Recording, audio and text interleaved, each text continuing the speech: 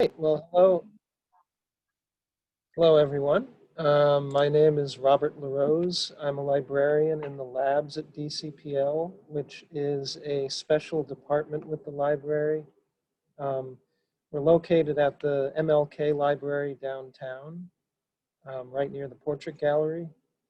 And the labs is basically a department that is dedicated to technology for designing and making things. So we have 3D printers, we have audio recording equipment, and we also have, which we'll be talking about today, the Memory Lab, which is a place where you can digitize home movies, um, photographs, and other things of that nature that you might have in your personal collection.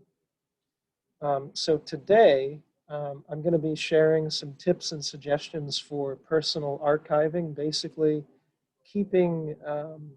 making sure that the stuff that you have containing memories that are important to you and your family does not deteriorate, doesn't go away.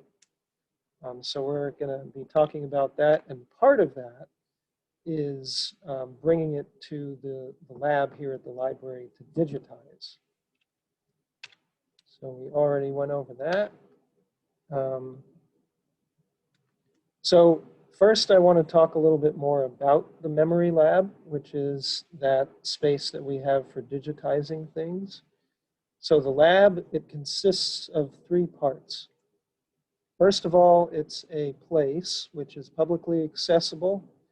Anybody who has a DC library card can use it, and it is by appointment only. So you sign up for a 3-hour session, and during that time, you have the whole lab to digitize whatever you have with you. So in addition to that, it's also an online resource which you could access on your iPads. The online resource has step-by-step instructions for digitizing each of the formats. So for instance, like a VHS tape, an audio cassette tape, scanning photos. We have a bunch of different formats that you can digitize, and the online resource has instructions on how to do that. In addition to that, it has other resources about personal archiving and digital preservation. So, for instance, saving things that are on your phone, they originated as digital things. So like a picture you take with a phone or an iPad, that's a digital thing already. And so the ways that you can save that and make sure it lasts long term are a little bit different than how you would do that with a physical photograph or something like that. That you actually have to turn into a digital file. So in addition to that, we also have other programs, such as this one that you're a part of today, that talk about personal archiving, digital preservation, and all of those other kinds of things. One of my favorite things that we do is home movie day. So sometimes people will bring in home movies that they have, and we'll show them all in succession so people can see, you know, a special memory from their childhood or something like that. So we have a lot of different things going on. So since the Memory Lab appointments are only 3 hours, and there's no limit on the amount of appointments you can make, but each appointment is limited to that 3-hour block. So because of that, we recommend only bringing in a few items at a time. You'd probably be surprised at how long digitization takes. So especially for audiovisual materials, so like a tape, videotape, or an audio tape, the digitization has to happen in real time. So if the tape has an hour of material on it, you have to let it play for an hour while the computer records that material and turns it into a digital file. I just want to make sure that everybody, I'm going to pause for a second, make sure that everybody can hear me okay. Are there any issues with sound? You can put it in the chat if you want. Okay, if everyone can hear, feel free to put a thumbs up, because I can see you all. Can everyone hear? Thumbs up. Okay, perfect. Okay. Okay, just wanted to make sure. So yes, so because you have that limited time at the lab, you want to be very careful about selecting what you have. So before you come to the lab, it's extremely important to bring in the most important things that you have. So stuff that is maybe of higher importance or sentimental value to you or your family. So before we do that, though, I'm going to go over how you can identify what you have. Let's see there. Okay. So preservation requires a commitment of resources. And to know what that commitment will be, you have to know the extent of what will be preserved. So identifying what is in your collection is a first step to planning for current preservation needs. So not everything that you have necessarily has to be preserved. So that's why it's important to identify what you have so that you can determine what you actually want to save and what you might want to get rid of. So all of the personal archiving tips and examples that I'm going to talk about today can be found on the Memory Lab's LibGuide, which is that online resource that I just talked about a little earlier. And we'll go over actually this link right here that you see at the top of the page, libguides.dclibrary.org/memorylab. That is where you can go to find that online resource.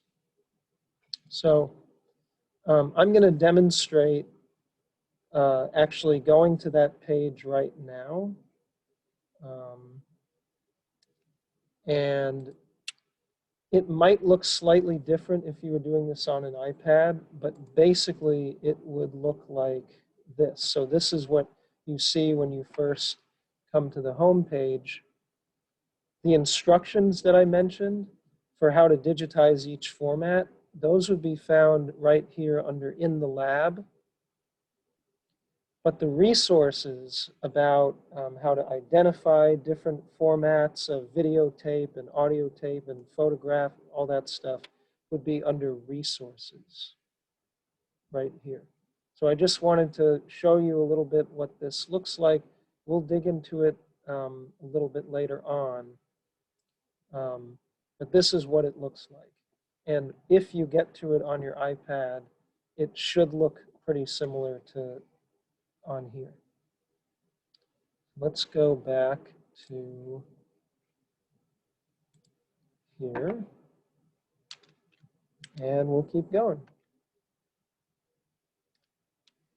So one of the things that you can do when you have that shoebox of videotapes in your closet or photos lying around in your closet or in the attic somewhere, the first thing that you want to do as you go through and see what you have is to maybe make an inventory of what you have. And you can do this a few different ways. This particular example is made with Microsoft Excel, which is a computer software that's specifically designed for making spreadsheets like this. But of course you could do it, you could write it out on good old-fashioned paper and pencil if you wanted to, if that's what works better for you.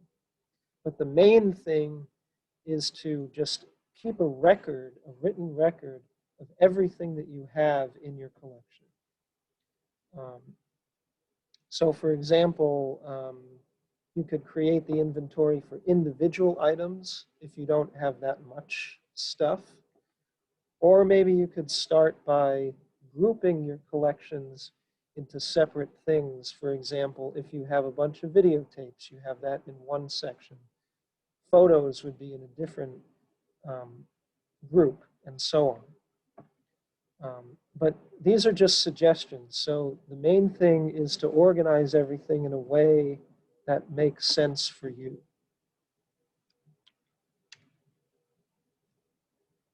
So what I'm going to show you now are two examples of personal archives inventories with some of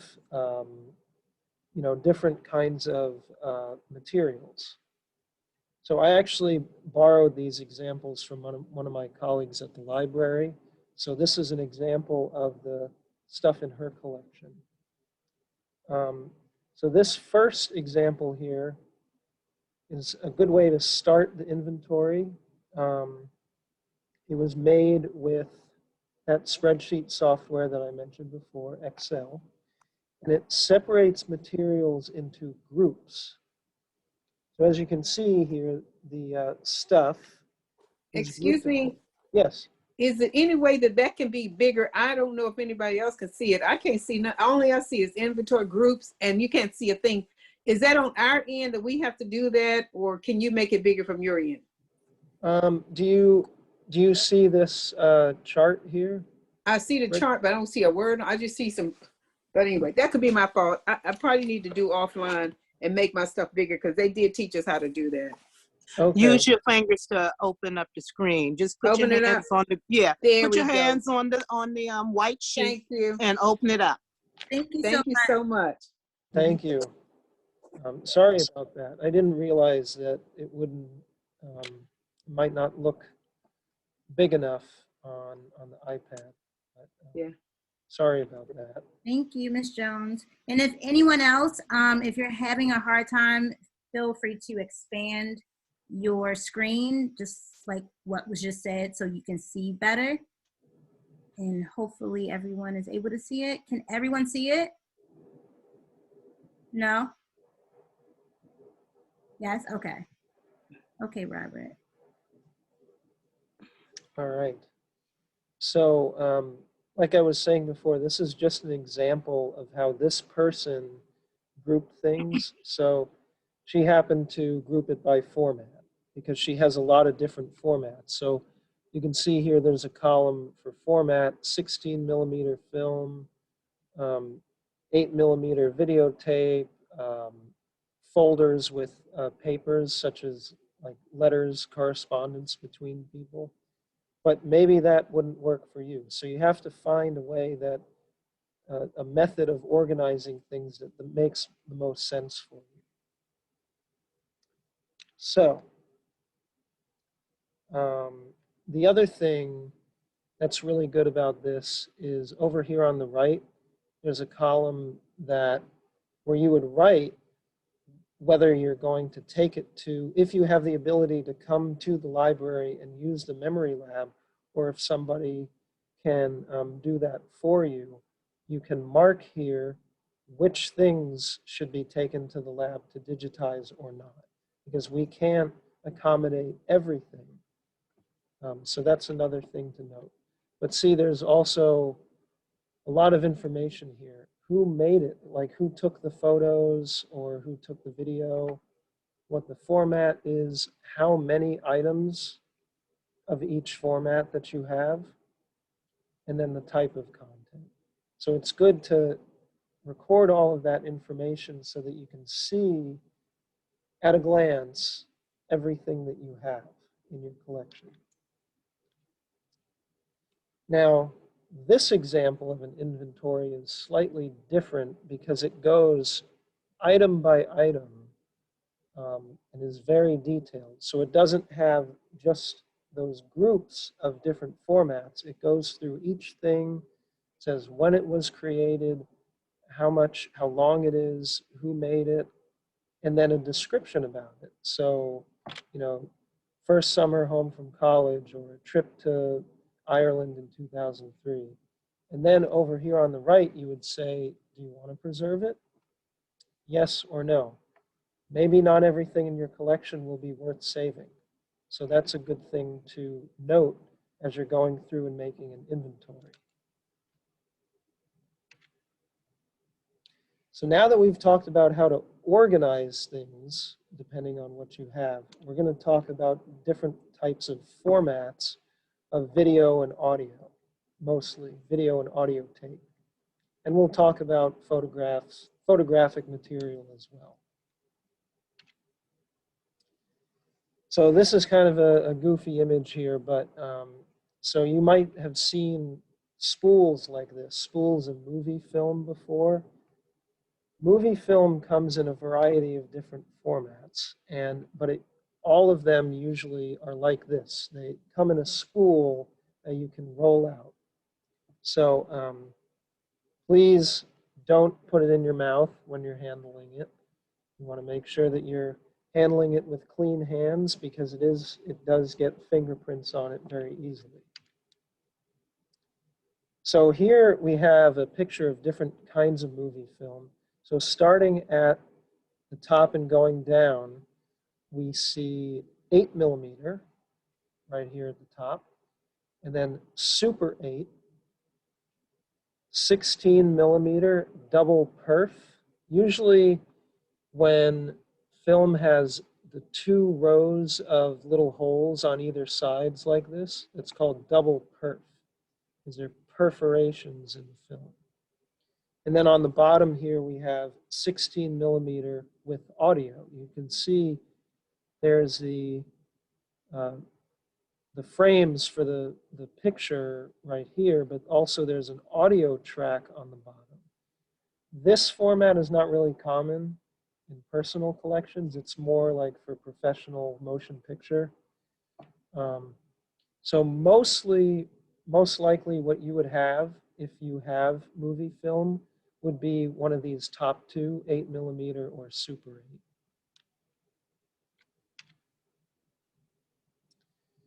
So identifying movie film size.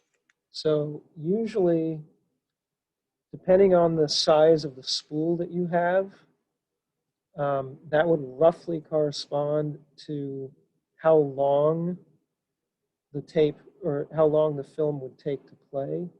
So this example right here is an 8mm film that is 3 inches in diameter, and the total length of the film is about 50 feet, and that ends up being about 3 to 4 minutes of material. And it's important to know the dimensions and how long it takes to play, because movie film, unfortunately, is not a format that we can digitize here at the library's memory lab. We are working on it, and it is coming soon, but currently we don't have a way to digitize that. We're working on getting equipment to do that, but it's not available just yet. So what you would do is you could send that film, if you have it, to a vendor that digitizes that kind of material. And most of the time they will ask specifically either how many feet of tape or of film that you have, or what the sizes of those spools are. So you would want to know, like in this example, what the size of the spool is. So next we're going to talk about video, meaning videotape. So unlike video formats, or rather unlike film, video usually comes in a plastic cassette like the VHS that you see in this example here. And you cannot, unlike film, you cannot hold the cassette or the videotape up to the light and see what's actually recorded on it. So like film here, you can see each image, each frame here, You can see frame by frame, because really what movie is just a series of those individual pictures played back in quick succession. So unlike film, you can't just hold the tape up to the light and see what's recorded on it, because it's magnetic tape. So you have to have a working playback deck to actually play it and see what's on it. So the most popular home video formats are shown here. On the left, we have a larger VHS tape, which is very common, and also the smaller VHS-C. And the C just stands for compact. So that's this little one right here. On the right, we have high 8, digital 8, and video 8, which is also called regular 8 sometimes. And the 8 just means that the tape is 8 millimeters wide. And then at the bottom here is a little mini DV cassette tape. So identifying with video formats, usually there's a number printed on the tape that tells you the maximum running time of the tape in minutes. So that's the maximum amount of time that you can record on one tape. So for example, here we see 63 minutes. That's the maximum that you can record. So just to review here, on the right are all of the formats that you can digitize here at the library at the memory lab. So VHS, VHS-C, SVHS, which is just another derivative of VHS, mini DV, which is that small tape that we saw on the previous slide, and DV Cam, which is a slightly larger version of mini DV. And these are all those video formats, so they're in those plastic cassettes that you have to play in a playback deck. On the left, you see the formats that we cannot digitize in the lab, so 16 millimeter film. And then the rest here, the 8 millimeter, high 8, video 8, and digital 8. Currently, we cannot digitize at the lab, but they are coming soon. So hopefully by early next year, we'll be able to digitize that kind of material here at the lab. So now we talked about film and video. We're going to talk about audio. So these are some common audio formats that you see here. On the left, this should look familiar, a vinyl LP record. Not typically used for home recording, but it's mostly used in for commercial albums, things like that. Over here we have a regular compact audio cassette, which you may be familiar with, and you might even have in your own personal collection. And below that, we see two smaller versions of that. So on the left is a micro cassette, which was used a lot in like dictation tape recorders.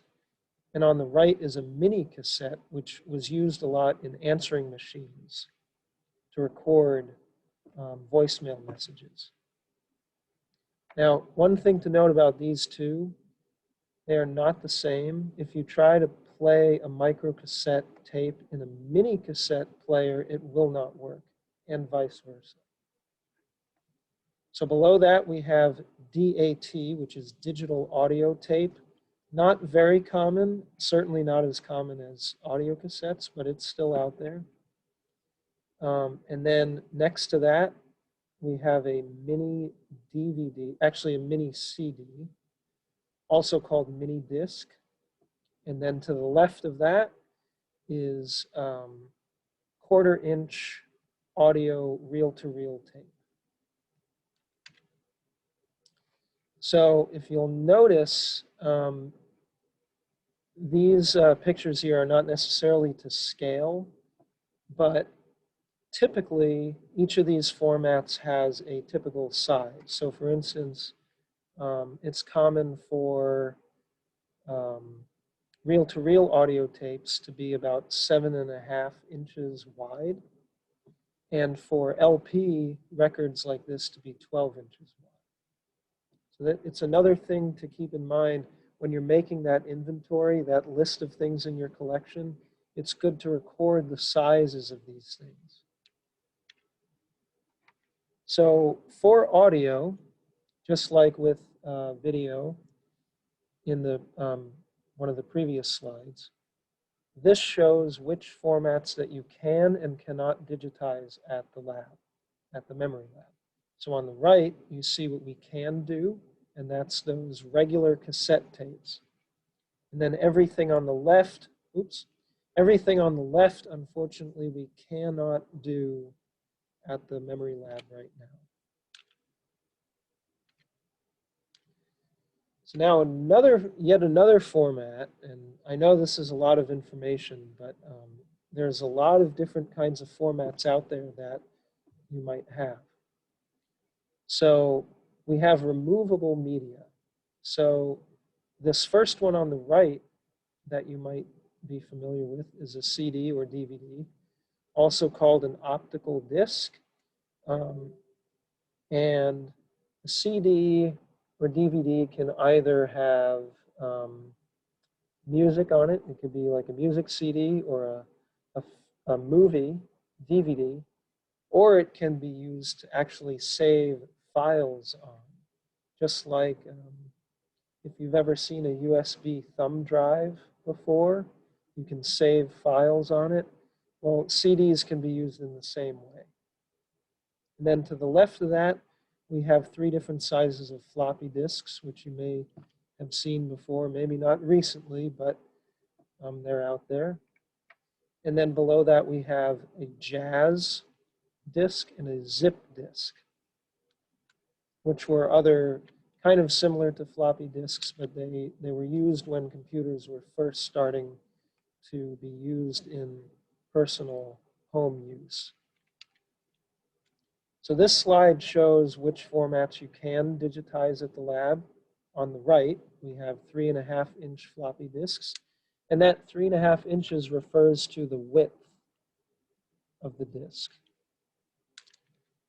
So 3.5-inch floppy disks, DVDs, and CDs. Everything on the left, Blu-ray, 8-inch floppy disks, 5.25-inch floppy disks, Jazz and zip disks, we cannot digitize at the lab. Now we come to photographic material. So transparencies, we have on the left 35mm negatives, and then medium format negatives, which are a slightly older format, and then slides, which you may be familiar with. So for photographs, we have a flatbed scanner, which we'll talk about a little bit more in the lab, that can scan anything that is smaller than 12 by 17 inches, because that's the total size of the scanner. So anything smaller than that, you can scan at the lab. And same thing with documents. If you have, letters from older relatives or different family members, you can scan those and save them as digital files as long as they are smaller than 12 by 17 inches. So we've been talking a lot about how to identify what you have and organize it a little bit.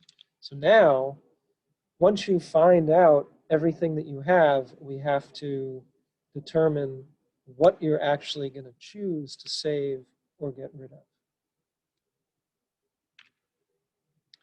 So in this example here, and this is a problem that has gotten even worse now with smartphones and tablets like your iPads, because the ability to take a lot of photos or videos, it's so much easier now. So it's easier to get, to rack up a lot of materials that maybe you don't need to save all of them, For instance, here, there's a picture of my dog with a ball. I don't necessarily need to save all of them. Maybe I'll just save one of them. But you know, you're in the moment, you get excited, you see something really cool, you take a lot of pictures of it, you take video of it, and you have all of these things building up. But you don't necessarily need to save all of it, because it might not all be important to you years down the road, or to your family members. So, criteria for selection. Review what you have and prioritize what you want to save. Maybe you have a really special letter from one of your family members talking about something very important. And in the next month's session, which will be about genealogy, this is something to keep in mind. You want to save any kind of letters or correspondence, written documents that you might have, because they may be helpful for tracing your genealogy down the line. So prioritize what you want to save. Define what criteria you're going to use to determine whether to save something or not. Document those decisions so that family members down the line, maybe generations down the line, will know why you chose to save what you chose to save, and then implement those criteria. So here are some considerations that you might use when you're trying to decide what to save. Does the content have value to you or your relatives?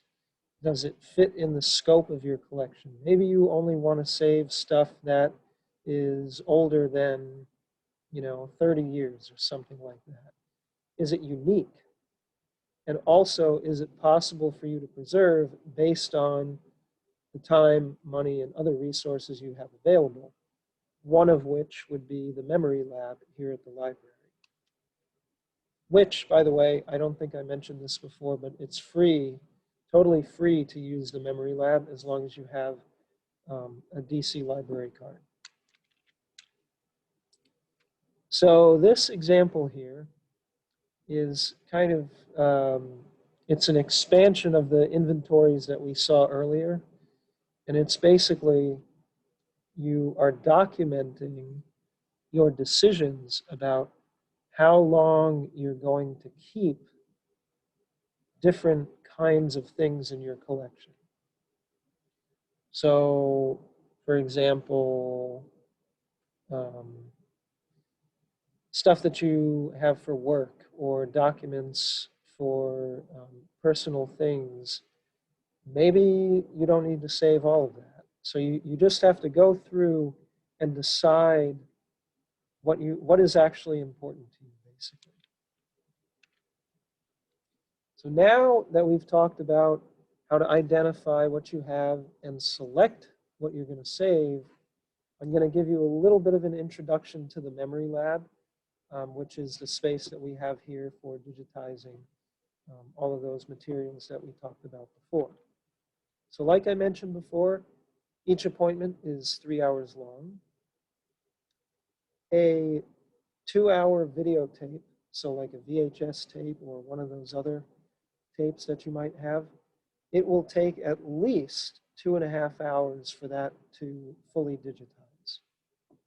And then for scanning, usually it takes about 30 seconds for a negative and about 15 seconds per photo to digitize.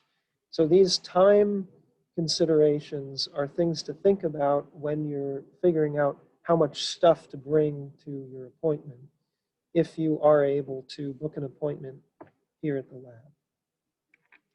And it's also helpful to group your collection into chunks that are based on a similar time frame or similar people or similar locations, like a family reunion in a certain location, for example. You can group all of the stuff related to that event in one group and maybe do that in one appointment. So another thing to keep in mind especially with tape, if you have any of those video or audio tapes. Depending on where they're kept, they can get moldy. The best place to keep any of the materials that we've talked about so far, videotape, audio tape, film, photographs, anything like that, the best place to keep them is in a cold and dry location. As cold and dry as possible. So not near a heat source, not in a damp basement, for instance, not in the attic, somewhere that is cold, dark, and dry is the best place to keep these things. And anything that does have mold on it is probably going to cause problems if you try to digitize it. So that's something to keep in mind. For photographs, if you still have the original negatives for your pictures, it's always better to scan those than the physical developed image. Also, this is really important. If you have an old photo album that has pictures pasted on the page, do not try to take them off. You can just bring in the photo album and scan pages from the photo album directly on the scanner without taking the pictures off, because it could potentially damage the photo. So a few other considerations. You will have to bring in a storage device, which we recommend to be a USB flash drive or external hard drive. And the computer that we have in the lab is a Mac, an Apple computer. So you want to bring something that is compatible with Mac. And if you have questions about how to figure out if your device is compatible with Mac, you can go to that LibGuide that I mentioned before. Also, the first time you book an appointment at the lab, the first time you come in, a staff member will train you on how to use the equipment. But after that, it really is a do-it-yourself space. So you're going to be doing everything after we show you how to do it. So what I have right here, this is just a picture of the memory lab here at the MLK library. And here's a few closer looks at some different pieces of the lab. So this is a picture of the Mac computer, and then the flatbed scanner that I mentioned before.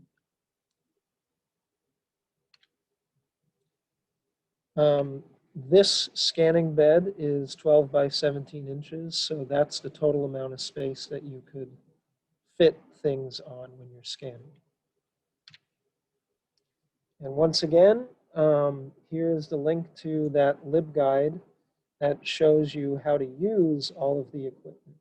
So the instructions on this page are very similar to the training that you would get when you come in to use the lab.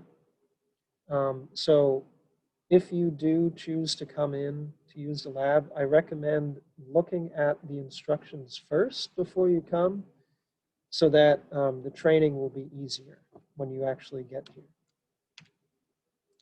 So this is a picture of all of the equipment that we have for doing that audio-visual material, like videotape and audio tape. So we have 2 different decks for playing VHS tapes, a monitor for actually viewing what is on those tapes. And when you come to the lab, you would learn more about this equipment and how it works. And here is our audio cassette deck and a little tape deck for mini DV tapes. Once again, you can find more information about that on the LibGuide. So as we get towards the end of the presentation here, I just wanted to leave you with some links here and resources that you can go to for more information about some of this stuff. So the Memory Lab LibGuide we already looked at. The lab's scheduling page, this is where you would go to actually sign up for an appointment to come and use the memory lab. So I'm going to show you what that looks like really quick. So it should look pretty similar if you were doing this on an iPad. Basically, there are different categories down here. You would want to choose Memory Lab, and then you'll see all of the different formats that you can digitize here. Click on it, and then you would see a calendar that looks like this that shows some dates and times that are available to book. So let's say we wanted to book it for this Saturday the 13th at 10:30. We would click continue, and then you put in, you have to fill out this form here. All of the boxes that have the little red asterisk are required. So you have to fill in your name, email address, and certain things in this form. So that's just a little introduction to making an appointment at the lab. This Center for Home Movies site is very good if you have any of that film that we cannot digitize here. Center for Home Movies will tell you places that you can send that film to get it digitized, basically. And then this Genealogy 101 LibGuide I included here because since the next session that Diamond is hosting for you next month, which will be on Thursday, December 16th, that's going to be about genealogy.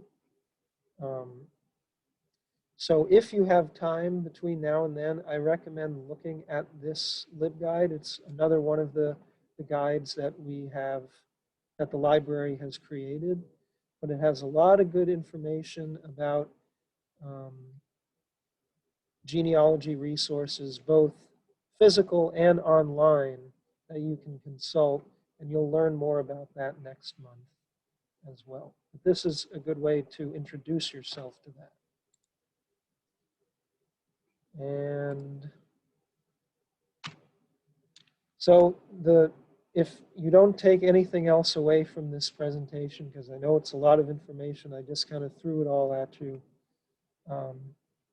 The most important thing is to start small, take your collection piece by piece, find out what you have, look at the online guide if you're not sure what kind of format it is, figure out what it is, and figure out how best to preserve it. First of all, if you want to actually preserve it, and then how. That's all I have for you. You can contact me and my colleagues in the labs at this email address, labs.dcpl@dc.gov. And I don't think I put it on here, but our phone number, if you want to write it down, and I can add to the presentation later, it's 202-727-1058. Once again, that's 202-727-1058. And I guess we could also write it in the chat as well. So that is the main phone number for the labs department. So thank you very much. And I think there is another slide here that maybe I'll hand it over to Diamond to talk about a little more, and then we can get into questions and answers. Yes, yes. Thank you so much, Robert. We do have a slide. We do have some more contact information. We're going to also put some of this stuff in the chat. So, Robert, if you could copy and paste the contact info that you just talked about in the chat along with this as well. Oh yes, actually, I'm seeing now that I did actually add it to the bottom of the slide here. Here's that phone number and email address again that I mentioned just a few minutes ago. Perfect, perfect. So we have some more information, but it's very, very helpful for you. If you want to learn more about the Senior iPad Project, you can go to this link here. This is wowtech.org/DACL. To request a one-on-one help appointment, feel free to contact 844-217-3057. That is for cyber seniors. If you have any questions about the program or need any general support, you can contact 202-800-6868. And we have Lou here. Lou, are you still here? Yes, I am. How are you, Diamond? Good, how are you? I'm doing great. So I think that this would be a great time for you to come in because there is a new opportunity that I think the seniors would love to hear about. Oh, sure. Anyway, great presentation. And yeah, a lot of this stuff is relevant to me as well. The WTA, together with our partners, are working on a program that we call Senior Core. The idea is seniors supporting other seniors. And we are really excited about seniors doing presentations similar to what you've seen right here, but maybe on other topics, as well as participating in sessions held by others. In fact, Diamond and her team are going to have a couple of volunteers from this senior group to participate in her next session in December. So really our goal is to get you all acquainted to supporting each other through technology and ultimately really self-sustain. With Senior Core, we are looking to hire one person on a semi-full-time basis to work on the project with us. That might be staffing support calls over time. It might be doing some presentations, helping with face-to-face trainings. And if you're interested in that, please call that 202-800-6868 number and let us know. If you have a topic you'd like to present during an interest group like this, we're paying $100 for an entire topic that you put together, and we'll handhold you through the process. So again, call 202-800-6868, and we'll talk to you more about it and schedule your presentation. And then there's other smaller opportunities where we have something called Travel Tuesdays. Every Tuesday starting in December, we're looking for seniors who are interested in sharing some of their travel adventures. So it could be something as simple as a wedding in Silver Spring, where I live. Or it could be something as complex as an overseas deployment while in the military in Germany, for example. We want to hear all about everything. And so if you're interested in presenting your travel adventures during a 1-hour session, Tuesdays at 1 o'clock, please call that 202-800-6868 number. Let us know. We will help you prepare your presentation. We'll help you digitize your pictures, put them in Zoom. We'll help you create your script.